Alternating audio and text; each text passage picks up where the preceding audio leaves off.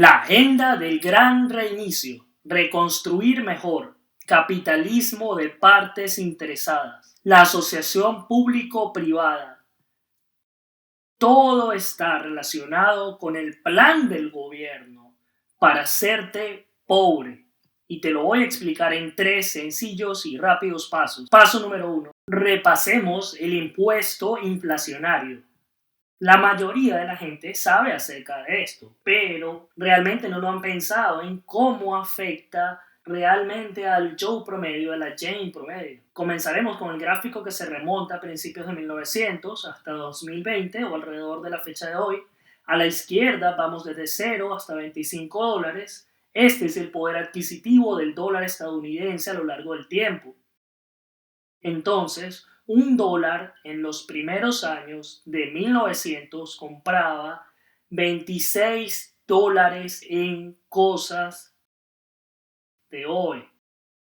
Entonces, si usted compró $26 en cosas en Target, podría haber comprado esa misma cantidad por $1 a principios del siglo XX y desciende rápidamente, como se imaginarían, la Primera Guerra Mundial y luego vuelve a subir un poco con la Gran Depresión, pero luego realmente baja hasta donde estamos hoy, donde el dólar ha perdido más del 95% de su poder adquisitivo.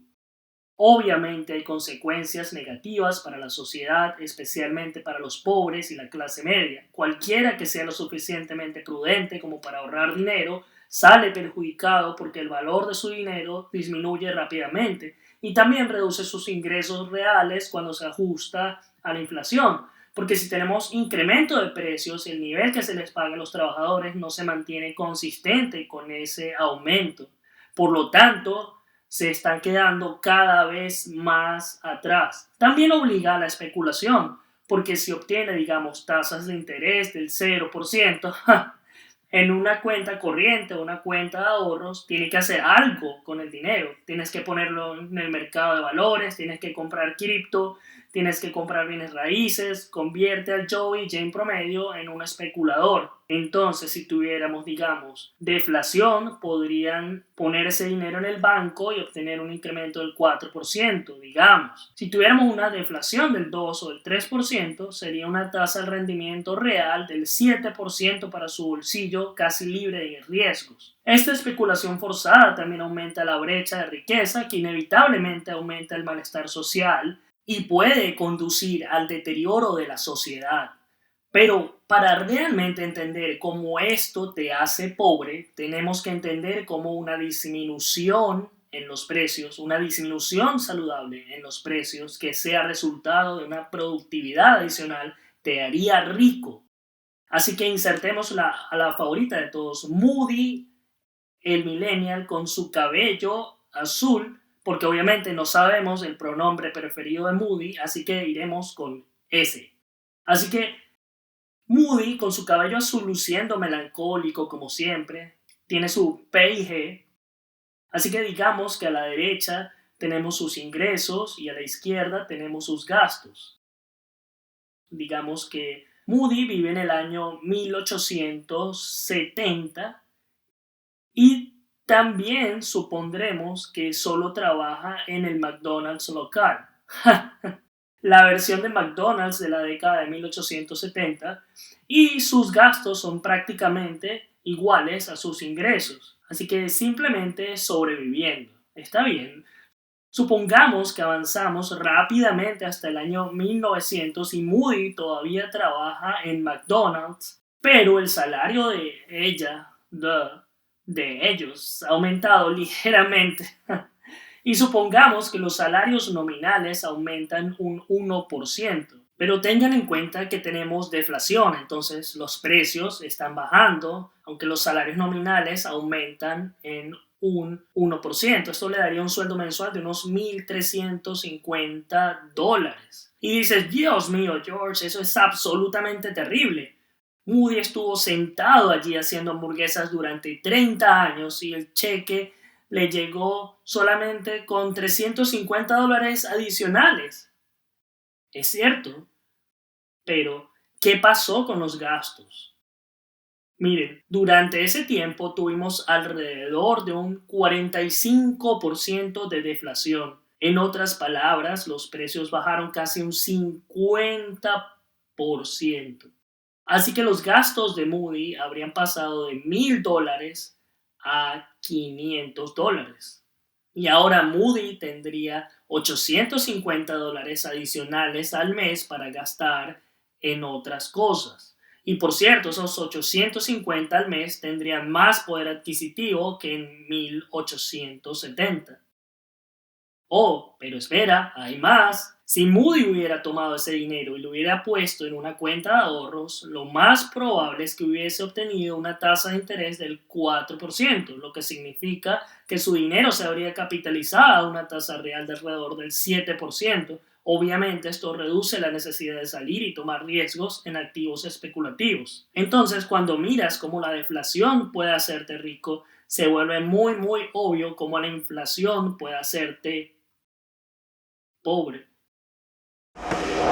Paso número 2. Ahora repasemos el mito del dinero sólido. Y en el paso número 3 seguiremos adelante y uniremos los puntos y les mostraré el nuevo plan del gobierno para empobrecerlos a ustedes. Pero este es un imaginario colectivo. Sé que muchos de los que están viendo ahora mismo, muchos de los bitcoiners, los fanáticos del oro, los austriacos, dicen, oh Dios mío, si tuviéramos dinero sólido, resolvería todos nuestros problemas. Sería una panacea. Nunca tendríamos esa inflación de la que habla George en el paso número 1, que es tan destructiva para la sociedad. Tal vez, pero tal vez no. Veamos un gráfico que se remonta a 1988 y creo que este gráfico data de alrededor de 2019. Sí, de 1987 a 2019. Por eso lo tengo anotado. Así no me olvidaría. Así que miramos este gráfico y comenzamos con la línea roja. Esto indica el IPC o al menos lo que el gobierno admite en relación a los aumentos de precios en la economía real. Y de 1987 al 2019 tuvimos un aumento de precios del 100%. Esta línea azul representa el PIB nominal, muy clave para que entiendas la diferencia entre el real y el nominal, real ajustado por inflación, llegaremos a eso en un momento, pero el PIB real aumentó alrededor de un 300%. Entonces, esta línea negra indica la oferta monetaria M2. Entonces, durante ese periodo de tiempo, la oferta monetaria M2 aumentó en un asombroso 400%. Ahora, toda la gente a favor del dinero estable diciendo, George, mira, la oferta monetaria sube y crea una inflación de precios al consumidor. Entonces, si pudiéramos hacer que la oferta de dinero volviera a bajar, entonces sería mucho mejor para todos. Bien, veamos un gráfico de 1867 hasta 1899. El mismo periodo de tiempo, la misma cantidad de años. También quiero señalar que este primer gráfico está bajo un sistema fiduciario completo. Y este gráfico es con un patrón oro. Probablemente el patrón oro más estricto que teníamos en los Estados Unidos. Se puede ver que desde 1867 hasta 1899 la oferta monetaria M2 aumentó en un 400%. Más o menos lo mismo que hemos visto en el pasado reciente. Luego tuvimos un aumento del PIB nominal del 100%, seguido de una caída de la inflación. En otras palabras, deflación en un 45%.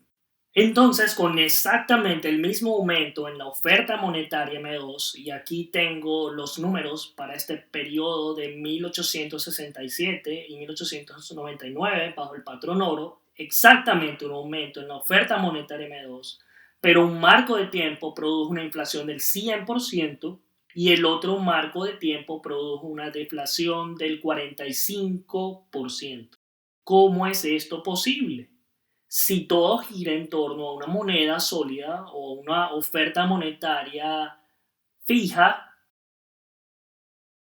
Ahora, sé que muchos de ustedes en este momento están diciendo, sí, George, pero habríamos tenido un aumento del 0% en M2, esta deflación habría sido mucho mejor. Pero de nuevo, tal vez no, porque esto es lo que supone que hay una relación de uno a uno o que hay una relación específica entre cada unidad monetaria adicional y una unidad de inflación de precios al consumidor. Con solo mirar a estos cuatro números durante estos dos marcos de tiempo, estoy hablando de aumentos o disminuciones de M2 e IPC, podemos ver que esta relación no es fija y por lo tanto nos muestra que es posible tener un dinero fijo, oferta o moneda sólida y tener inflación. No estoy diciendo que sería probable, pero estoy diciendo que definitivamente sería posible. Y esto está destrozando uno de los imaginarios colectivos, porque creo que muchos de ustedes lo están viendo ahora mismo. Entonces, si el nivel de inflación no se debe exactamente al aumento de la oferta monetaria M2, ¿de qué se trata? Bueno, creo, junto con Milton Friedman, que se trata más de la oferta monetaria M2 versus el PIB real. Déjame mostrarte de lo que estoy hablando. Volvamos a este marco de tiempo, simplemente lo llamaremos finales de 1800 y recuerden, esto es patrón oro, como dijimos antes, aumento en M2, 400%, 45% de deflación, pero cuando calculas el PIB real, no solo el PIB nominal, tienes un aumento del 300%. Muy bien, avancemos rápidamente hasta la década de 1970 o la era de los 70 y estamos incluyendo los años 60, 70 y parte de los 80. Nuevamente, un marco de tiempo aproximado de 30 años en el que en realidad tuvimos una mezcla porque durante los años 60 técnicamente todavía estábamos en un patrón oro y por supuesto eso se eliminó en 1971, así que tuvimos un aumento de 1000% con M2 y solo tuvimos un aumento del PIB real de 137%, por lo tanto se esperaría que la inflación fuera mucho más alta de lo que realmente fue durante ese periodo. Pero pueden ver que no solo era más alta, sino dramáticamente más alta, aumento del 365% en los precios al consumidor en toda la economía real. Bueno, ahora avancemos rápidamente a este periodo de tiempo más reciente que discutimos y nuevamente recuerden, esto es bajo un sistema fiduciario completo, donde el crecimiento de la oferta monetaria M2 fue exactamente la misma, pero aquí solo tuvimos un aumento del 67% en el PIB real, un delta mucho mayor al que teníamos acá. Por lo tanto, esperaría que los precios al consumidor subieran mucho más, pero no tanto como lo hicieron durante este periodo. Y pueden ver directamente, tenemos un aumento del 200% en comparación con el 365% y una disminución del 45%, exactamente lo que se esperaría. Así que mi punto no es decir que el dinero sólido no sea deseable, o que un aumento en la oferta monetaria sea completamente irrelevante, absolutamente no. Mi punto es decir que hay más de una variable y el dinero sólido podría no ser la variable más importante a considerar cuando estamos tratando de averiguar qué crea la inflación negativa de precios al consumidor que queremos tratar de evitar, que los haría pobres. Paso número 3. Ahora sigamos adelante y conectemos los puntos. Observamos un gráfico que se remonta a 1800. De hecho, el gráfico original se remonta mucho más allá de eso, hasta más o menos 2020 o 2022. Simplemente nos detenemos en seco justo durante la cerveza Cygnus, alrededor de marzo de 2020 o mediados de 2020, algo así. Bueno, Ahora bien, este es un gráfico que hice yo, así que adelante, editor, muestra el original, si aún no lo has hecho. Los puntos en los que me quiero centrar del cuadro original son los siguientes. Algunos de los marcos de tiempo similares que analizamos en el paso número 2. Entonces, comenzaremos con 1870 a 1900 y podemos ver que en esta época el gasto público como porcentaje del PIB nominal estaba por debajo del 10% y pasamos a la siguiente secuencia de tiempo de 1930 a 1960. Como estudiantes de historia que son ustedes, el gasto público aumentó dramáticamente durante este tiempo. Así que pasamos de gastar alrededor del 15% del PIB hasta el 30% del PIB. Un aumento dramático. Ahora, pasamos al siguiente periodo de tiempo de 1960 a 1990 y aumentó otro 10%, desde un 30% hasta aproximadamente un 40%. Y luego, por último, de 1990 a 2020 pasa de alrededor del 40% a tal vez un 45%. Y solo tuve que usar algunas matemáticas de servilleta para llegar a este número. No es exactamente preciso, pero te da una idea y te ayuda a entender el concepto que estoy tratando de ilustrar. Pero aquí es donde se pone interesante. Este número negro sobre el marco de tiempo representa el PIB real. Entonces, cuando el gasto del gobierno fue inferior al 10%, durante este periodo de tiempo el PIB real creció 300%. Cuando pasó, digamos, del 15 al 30, se redujo al 200%. Cuando pasó de 30 a, digamos, 40, una vez más, bajó a 136%. Y finalmente, a medida que el gasto público como porcentaje del PIB siguió aumentando, el PIB real volvió a bajar de 136% a 94%. Y tengamos en cuenta que el PIB real, aunque no es un número perfecto, es un indicador de que también está funcionando la economía. Ahora sé que tu amigo y familiar Fred y este tipo de aquí están realmente enojados conmigo. Lo llamaremos Michael Dinero Sólido. Y Michael tiene los rayos láser saliendo de sus ojos y está temblando, está frente a George. Maldito seas, maldito. ¿Cómo te atreves a criticar los principios del dinero sólido? ¿Cómo te atreves? How dare you? ¿Cómo te atreves a insinuar que el dinero sólido podría no ser una panacea y que podría haber otras variables, incluyendo la oferta monetaria, que impacta la inflación? Bueno, lo primero que le señalaría a Michael Dinero Sólido es que durante este rápido aumento en el gasto público estábamos en un patrón oro. Y entiendo que era un cuasi estándar de oro, pero echemos un vistazo al aumento más reciente, que fue bastante manso, históricamente hablando. Eso fue cuando estábamos en un estándar completamente fiduciario. Así que no creo que podamos decir con 100% de certeza que si pasamos a un patrón oro o un patrón Bitcoin, el gasto público como porcentaje del PIB sería extremadamente bajo. Esperen, tiempo fuera. Sé que esto va a ser un gran punto de fricción para la mayoría de las personas que ven este video y créanme, lo entiendo totalmente. Desde el momento que comencé a estudiar macroeconomía en 2012, tenía la creencia de que si tuviéramos dinero sólido, definitivamente solo limitaría el tamaño del gobierno, que al final del día es el objetivo de todos. Entonces, para profundizar más en los detalles, editor, vayamos directamente a Internet.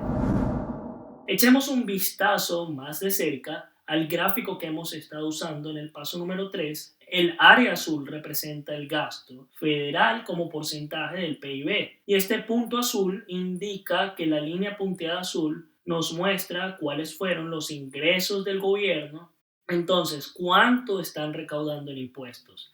Y el área verde y el área amarilla representan el gobierno estatal y local. La misma cosa, las líneas punteadas que ves dentro de estas dos áreas sombreadas o esas dos áreas coloreadas. Y luego la diferencia entre la línea punteada y la parte superior del área sombreada sería el gasto deficitario. Entonces, nuevamente, la línea punteada de lo que están recaudando en impuestos, la diferencia sería un gasto deficitario. Antes de continuar, quiero señalar que desde finales de la década de 1930 o tal vez 1940 hasta la fecha actual hemos tenido muy pocos periodos de deflación y los pocos periodos que hemos tenido han sido muy pequeños y de muy corta duración. O si nos remontamos a fines de décadas de los 30, vimos que parecía un latido del corazón. Tendríamos inflación, deflación, inflación, casi que se cancelaría. Así que hubo un cambio significativo alrededor de 1940. ¿Cuál fue? Bueno, mi teoría es que el gasto público llegó a un nivel en el que se estaba empujando al sector privado lo suficiente como para crear ese entorno propicio para la inflación de los precios al consumidor, de la que hemos hablado a lo largo de todo este video. Así que creo que esa línea en la arena, si miramos este gráfico, es probablemente alrededor del 20%. Así que pueden ver que llegamos a esa marca de agua justo antes de la Segunda Guerra Mundial, que desde ese punto fue más o menos en línea recta. Entonces, la pregunta, ¿el dinero sólido evitaría que el gobierno llegara a esa marca del 20%? Bueno, lo que podemos ver al final de este cuadro específicamente es que la mayoría de los gastos no proviene del gasto deficitario, en realidad es a través de los impuestos. Entonces, incluso si el dinero sólido pudiera eliminar el gasto deficitario del gobierno, no creo que lo hiciera porque sigo pensando que venderían bonos. Pero supongamos por un momento que ese es el caso, no sé si eso resolvería el problema. Y veamos otro componente clave. Cuando destacamos desde, digamos, 1984 hasta la fecha de hoy, vemos que el gasto estatal y local en sí mismo casi lo llevaría a esta marca del 20%. Y tengamos en cuenta que los gobiernos estatales y locales no tienen acceso a la Reserva Federal, por lo que su gasto es estrictamente de impuestos y emisión de bonos. Están vendiendo a la gente que los compra con dinero que ya existe. Entonces, la conclusión principal es que si realmente queremos tomarnos en serio la creación de un entorno que permita florecer el capitalismo de libre mercado y realmente crear una deflación de precios beneficiosa de la que hemos estado hablando, debemos centrarnos en los ingresos fiscales. Esta es la clave. Y lamentablemente no creo que haya un argumento sólido a favor de la moneda sólida en sí misma, reduciendo ese nivel de impuestos por debajo del 20% del PIB. Y también quiero dejar muy claro que cuando comencé a hacer esta investigación, partí del punto de vista de querer que el dinero sólido fuese una panacea. Eso era lo que quería. Mientras más investigación hacía, más me daba cuenta que probablemente ese no sería el caso.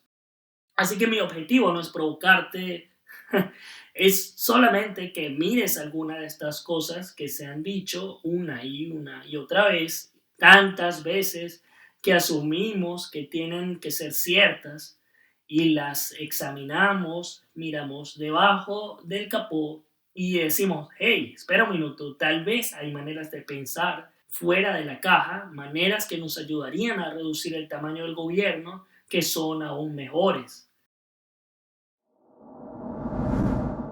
Entonces, ahora que entendemos que un aumento en el gasto público como porcentaje del PIB muy probablemente conduce a un menor crecimiento del PIB real, lo que crea un entorno en el que esta inflación negativa puede florecer, debemos analizar el plan del gobierno para empobrecerse a través de este lente. Ahora, puedes decirte a ti mismo, está bien, George, te estoy siguiendo, pero ¿de qué estás hablando específicamente? Está bien, la agenda del gran reinicio, volver a construir mejor, la asociación público-privada, el capitalismo de partes interesadas del que todos estos planificadores centrales, autoritarios y élites globales, los políticos también hablan constantemente. ¿Qué hace? Aumenta el gasto público como porcentaje del PIB. Y podemos ver esto justo enfrente de nuestros ojos. Editor, muéstranos un gráfico del PIB real durante 2022 y podemos ver que es completamente plano. Y si el mercado de bonos es una indicación, ustedes saben, por ver mis videos, que lo más probable es que disminuya a lo largo de 2023. Entonces, si estos programas o agendas continúan aumentando el gasto público como porcentaje del PIB, lo que reduce el crecimiento real del PIB de la economía, debemos esperar ver más y más inflación a lo largo de esta década. Eso lamentablemente hará que el Joe y Jane promedio y tal vez muchas personas que están viendo este video sean mucho más pobres en términos de sus estándares de vida. Para más contenido que te ayudará a crear riqueza y prosperar en un mundo de bancos centrales fuera de control y grandes gobiernos, mira esta lista de reproducción aquí mismo y nos vemos en el próximo video.